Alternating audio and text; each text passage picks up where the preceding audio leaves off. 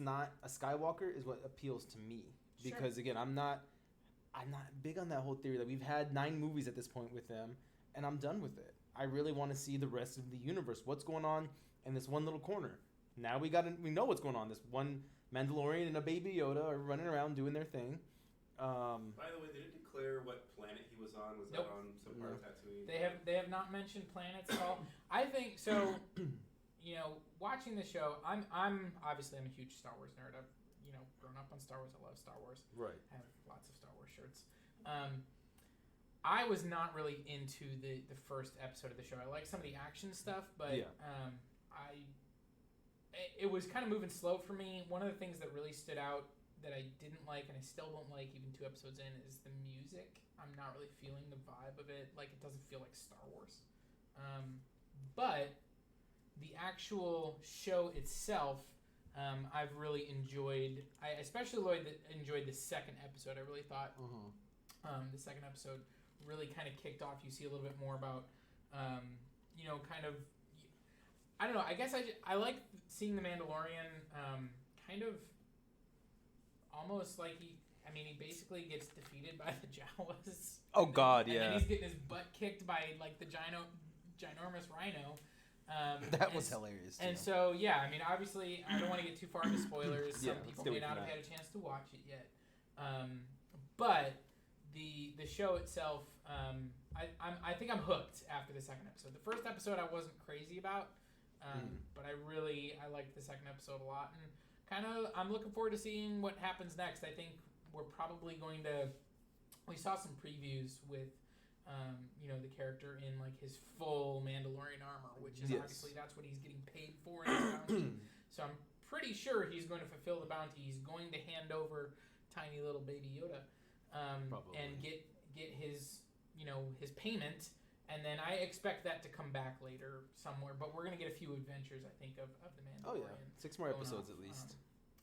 So do you think that the Baby Yoda will be somehow involved throughout the entire season, or at least come back at the end? I think he'll disappear for a few episodes, and we won't really get that much with him as we follow the Mandalorian. And then I think he'll maybe have a change of heart or feel like, hey, I need to go help that little guy. I'm not gonna lie, I was really hoping like it would be just like him doing his stuff in like Baby Yoda in tow in his little floating crate. Yeah, and that could still happen. I'm just speculating. Like based on the trailers that we saw with him like in full Mandalorian armor, I'm expecting that he's going to get paid, which means he's going to have to hand over. Oh, I hope not. Okay, but we'll see. I know he's so super. He's so cute. I also enjoy the robot bounty hunter, and I thought it was really cool how the Mandalorian was like, "All right, let's make a deal," and the robot's like, all right, I can do this. Yeah. I can work with this. Yeah, that scene in the first episode I thought really worked. Like I said, I like that action scene a lot. I think just getting there I wasn't crazy for it in that first episode, but like I said, the second episode really, I think, kicked off for me. So. Ooh, how do you feel about that meme, I have spoken? That's cute. I liked that in the second episode. In the first episode, it was annoying me. I was like, I don't care that you've spoken. We don't know who you are. But now it's a meme. You're like, okay, I can accept this now. No. I liked it. I liked it before it was the meme. As soon as I saw the second episode, I watched that on Friday night when it came out, and I was like, I'm on board with this. If we're gonna talk memes, though, there's one with so Carl's Weathers made a cameo. Yeah. I think he's gonna show back up. So someone made a meme saying like, oh, the Mandalorian asks you got any more contracts, and so he gives him like some hollows of the Predator and Star Wars Predator crossover. Oh God, who's the guy from Rocky IV? Drago. Oh yeah. Ivan Drago. Nice. Yeah, he's like these are personal. Because Carl Weathers gets killed by Drago in that movie. That's right, the Rocky movie. So that actually would be a cool crossover, Predator versus Star Wars. Not gonna happen. No, I'm okay with never seeing that. No. But I'm okay with I'm willing to bet someone's about to make a YouTube video or a comic. Yeah, I guess we'll see. I thought there already was. There's Predator versus Batman. Yeah, but that makes sense because he's trying to like get rid of Batman for being like the best. No, he just does it for the sport. That's what but Predators do. He's the best. Well, yeah. Yeah. Yeah. Yeah. Yeah. Yeah. So moving on. Sorry. Disney Plus got hacked though. Yeah, I mean, obviously, that's a so lot Disney going Plus on. launched a week ago today. Yes. Marks the week. and had a bunch of, like 3 million subscribers at launch. It's grown, I think, to over like 10 million. 10 They've million. said in the last week, and yeah, I saw. I only saw the headline of this. You're the one with the breaking news scoop. So tell me all about the hack that's happened. I want to point this out. Disney has come out several times, at least from what I was reading. They have not gotten hacked. They think it's people who use same email and passwords across multiple accounts, other accounts. Don't do that. That they got one account, so they just try on other ones and hope it works, and it does, and they get in. Disney spokesman has said that they take the privacy and security of users' data very seriously, and there is no indication of a security breach on Disney's Plus side. So that does tell us that more than likely these hackers are getting people's accounts from the actual computers on these users have, or their phones, or whatever it is. So guys, if you're out there and you're using it, you might want to reset your password just in case, especially if you use like the same password amongst a bunch of accounts, the same email, just to make sure you're okay and that you're safe. No, there's been no breach on their end. Basically, what they can trust our Disney overlords. Yes. Yes. Disney overlords. They know what they're doing. Follow the mouse. One spokesman for Disney has said it happens when the attacker automates the process of trying usernames and passwords on a targeted site. So again, guys, they're saying that if they have one username and password, they're going to just try it on every single thing that is possible that you may have it linked to. So if you were attacked on one, Hulu, Netflix, Sling, YouTube, whatever it is that you log into, just make sure your username and passwords are different, or at least your passwords. And a lot of us use the same email, so definitely make sure that everything's squared away, and you're not getting hacked yourself. For sure. I don't think I saw anything on my end though. Like everything looks fine, but I use like 7 or 8 different passwords, so I always forget mine. I'm resetting mine. Password's not a password, Aaron. It's pizza. Hey, Get it right. password is a password. It's just a really bad one. Pizza 01. Gosh. Way to give away your password. I mean, on Mine's it's not with Spaceballs. 01. Like, what's the password? 1, 2, 3, 4, 5. That's the same as my luggage. That was terrible. That's good stuff. But yeah, so Disney Plus has a lot though on it. I'm so happy with that. Yeah, obviously Disney Plus. I mean, launched When it with works. Oh. Marvel and Star Wars and all kinds of stuff. So one of the things that I wanted to talk about, because we talk about Marvel all the time, and that's, where we're at. So there was a kind of a featurette. It's like a 10-minute video called "Expanding the Universe," where basically, if you weren't one of those lucky people that was in San Diego Comic-Con, you got to see a lot of the same stuff that they saw about the upcoming Disney Plus shows. So all of the concept art, and they brought out some cast members. So they just kind of showed some clips from San Diego Comic-Con, and then I think from D23 as well, because that's when they announced the Moon Knight series, the She-Hulk series, and the Miss Marvel series. So they put that all in there. So it's just like kind of a 10-minute short video with some cool concept art, just kind of talking about what you can expect.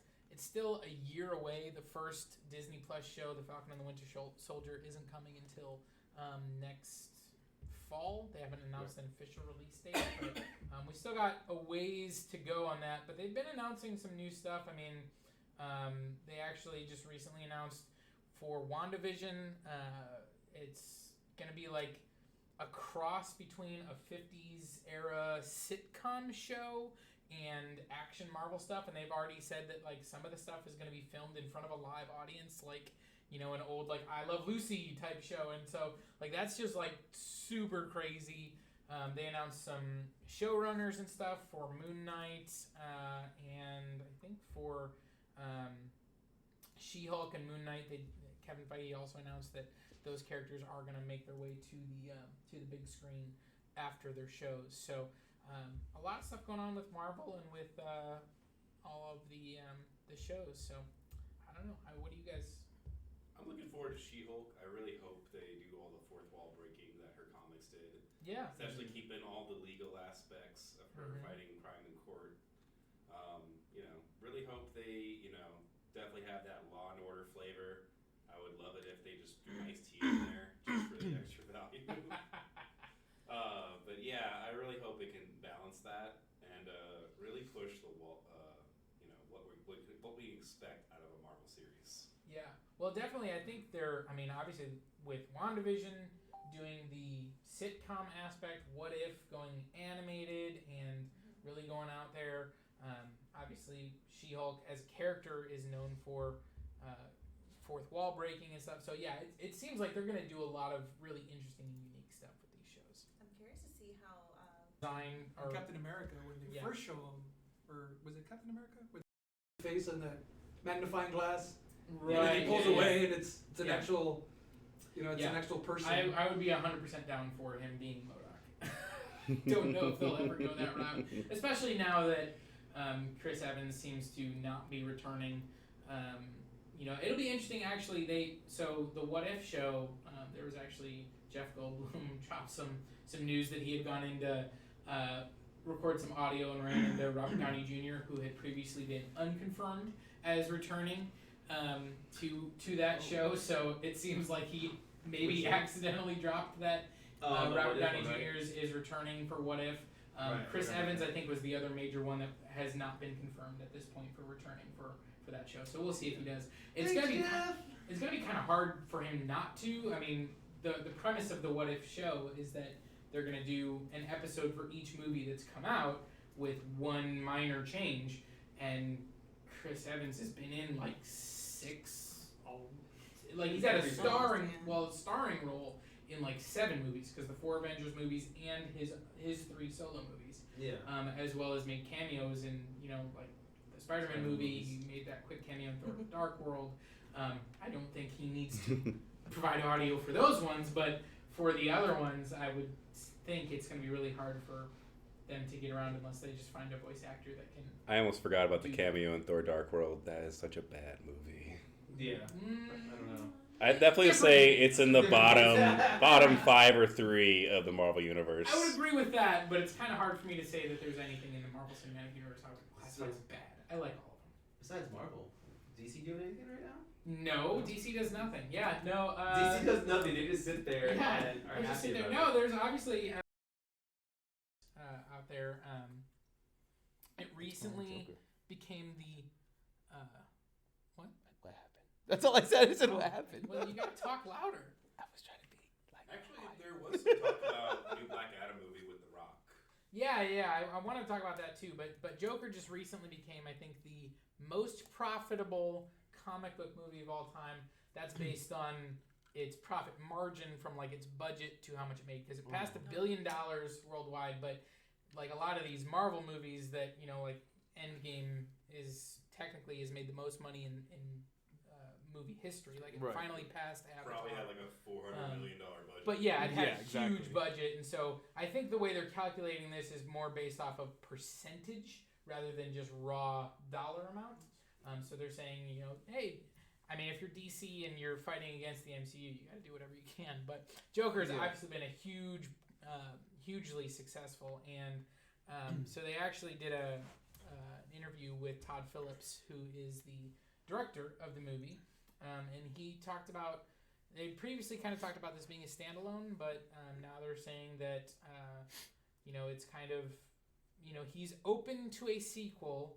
And I want to get his exact quote, because he kind of said that he wanted to do it only if he thought that it made sense. I'm trying to find... This sounds like the embodiment of the Yeah. Mr. Krabs meme, where you ask him, what motivated you to consider a sequel? Money! Right, yeah. It's always about money, though. I mean, that's the director said it would have to have some thematic resonance in a similar way that this does, because I think that's ultimately why the movie connected. It's what's going on underneath. So he's basically saying, that the only way he would come back to do a sequel, and probably Joaquin Phoenix the same, is if they really felt connected to the script, which isn't that most artists? I don't know. I mean, you would think so, Joker but some 2, people... We Live in Society. By the way, this is the guy that made Hangover 2 and Hangover 3, so clearly making sequels that aren't as good as the first one, right up his alley. Exactly. I mean, what do y'all think? Do you think they should make a Joker 2? No. No from Frank. Frank says no. Why not, Frank? Leave it alone. I mean, it was a good movie for what it was. I mean, it was entertaining, and at the same time, it was, different. I mean, why are you going to try to catch lightning in the bottle, I guess. Sure. A second time when you've already, made a statement the first time. Sorry, what do y'all think? Oh, quick, on a side note, so if y'all are watching the cameras and I keep switching away from mine, we are having live internet issues, so I apologize. I'm trying to fix it on my end as much as I can, so I apologize if you guys see me look at my phone or look down while you're watching these videos. I just wanted to say sorry first before we get any further. Just we are having those issues, but 8:00 p.m. if you are watching this live, it gets uploaded to YouTube right away after we're done. So if you have issues, just wait about 20 more minutes and it'll be up on YouTube. Just want to say that. Yay. So yay! So sorry guys. That's why y'all keep seeing me look down here though. What do y'all think though? Do you think they should make a Joker too? What do y'all think? I was already against the idea of a Joker solo movie to begin with. I mean, same, and I love the Joker. From what I've read about the film, it definitely treads, or not treads. It uses a lot of plot points from is it the King of Comedy, I believe it's called. Mm-hmm. Yep. Served as heavily as a source of inspiration, and while that was a good move, probably, especially with Robert De Niro being in both movies. Sure. Obviously, I don't think the Joker's. Financial perspective. We'll see. Well, money's it's going to make money because Joker is, just as popular as Batman. Well, he's the number one villain on the top 100 almost every day. And I think we needed that redemption, especially after Suicide Squad. Everybody was so disappointed with that Joker. Okay, I shouldn't say everybody, because there are some people who really did like him. Some people had that Robin theory in there, but yes, bites. There's also kids that eat pink chips, Aaron. Right. Actually, I agree with that. But on that note, have you seen all this buzz about release the Snyder cut of Justice League? oh my God, I'm so done with that. Me too. Me too. Zack Snyder. First off, Zack Snyder has made a lot of movies that I think are visually stunning, but narratively have a lot of problems, including his 3 entries into the DC universe, which is Man of Steel, which is Batman vs Superman, and half of Justice League, or however much you want to. I don't need to see his realized version. Justice League was fine. They did not do a good job with setting it all up. They didn't do a good job with those characters. No. I don't know why they killed off Superman in Batman vs Superman. That was a terrible decision. And they were. I don't need to see any more of Zack Snyder's universe. The thing is with Zack Snyder's universe, he actually has commented live about it a few times. Oh, a ton of times. He's the one that is perpetuating this. Yeah, because he wants it out there, and to me, as a director, I think that's kind of a jacked up idea because you're throwing Joss Whedon under the bus at that point. Like, oh, it's his fault this movie sucked, not mine. But that movie didn't suck. Justice League is better than Batman v Superman, and Batman v Superman was all about Zack Martha. Snyder. It was all about Martha. I will agree with you on that. I do have one thing to say about Snyder. He's great if he does a straight adaptation because 300 and Watchmen, great movies. Anything where he has an original story to adapt, not so good. Cindy doesn't look like she agrees with your great movies. Robert's calling you out, man. I don't know. What do you say, man? You didn't like Batman vs Superman either. I didn't. I thought the best part in there was Wonder Woman. And not Martha? No, not Martha. I was so done with Martha. I was so done with Martha. 300 I'll give you. I think that's a really good adaptation. I agree. I think it's a good movie. Because it's literally word for word, panel for panel. Yeah, right. Watchmen, I think there's a lot of good stuff, and there's also, it fails miserably in a couple of key casting choices. For me, Ozymandias, I think is terribly cast. I think Silk Spectre is terribly cast. And so I actually like what he did narratively with the end of the movie, changing kind of the ending of the comic. I thought that really worked. But I think for me, you have to get all those characters right, and he did. So. I would agree with you on those two. But I really did like what he did with the comedian. I did like that character. Now that was a good casting choice. Jeffrey Dean Morgan was perfect as the comedian. Jackie Earle Haley as Rorschach, perfect. But Malin Ackerman and I don't even remember Matthew Good, I think, is Ozymandias. Exactly. It was like, this is not Ozymandias. He's supposed to be like I don't know, like give me Matthew McConaughey as Ozymandias. Like that, I would have been like, yes. I don't think that affected the movie as much though, because Ozymandias was not directly involved in like the vast majority of the story. He only became an important character in the last act. in the movie. In the comic, he's all over it. I just reread the comic. Ozymandias is all over that comic. I still feel like he's just in the background for most of it. Nah. The focal point is not on him, and on purpose because he's the one doing all the machinations in the background. Yeah, I mean, spoiler alert, but yeah.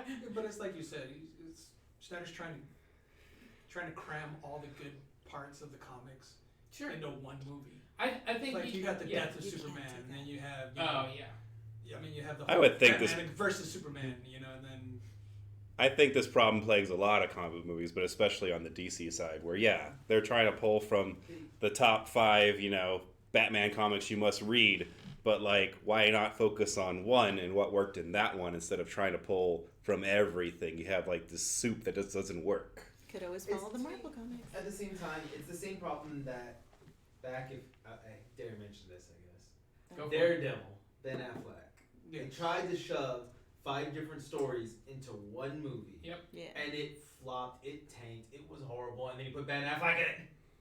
I hate Ben Affleck in superhero movies. I mean, I don't So hate Ben Affleck, but he's not good. he's been in bad superhero movies. I don't know that that's his fault. It is his fault, one of the too. better parts of Batman versus Superman. Batfleck was actually not all that bad. Because he's a good billionaire guy. He's a yes. Charismatic type of guy. He's a good great. playboy.